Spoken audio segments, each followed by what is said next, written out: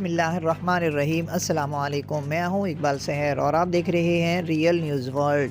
ناظرین، پاکستان کا ایران میں جوابی آپریشن، مرگ بر سرم 4، متعدد دہشت گرد ہلاک۔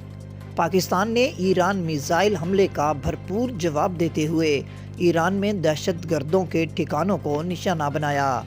ترجمان دفتر خارجہ کی جانب سے جاری بیان کے مطابق پاکستان نے ایران کے صوبہ سیستان و بلوچستان میں دہشت گردوں کے ٹھکانوں کو نشانہ بنایا۔ انٹیلیجنس پر مبنی آپریشن مرگ بر سرم 4 کے دوران متعدد دہشت گرد مارے گئے۔ پاکستان نے جوابی کارروائی میں کسی شہری یا ایرانی تنصیبات کو نشانہ نہیں بنایا۔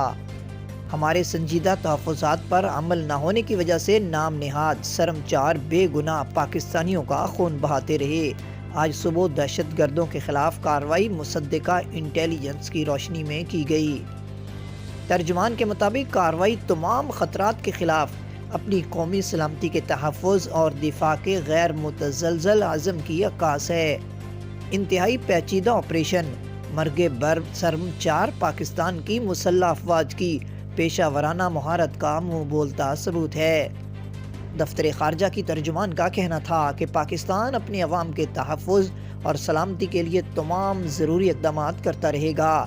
بین الاقوامی برادری کے ذمہ دار رکن کے طور پر پاکستان اقوام متحدہ کے چارٹر کے اصولوں کی پابندی کرتا ہے، جس میں رکن ممالک کی علاقائی سالمیت اور خود مختاری شامل ہے۔ واضح رہے کہ ایران نے ایک روز قبل پاکستان کی سرحدی حدود کی خلاف ورزی کرتے ہوئے میزائل حملہ کیا تھا، جس کے نتیجے میں 2 بچے شہید ہو گئے تھے۔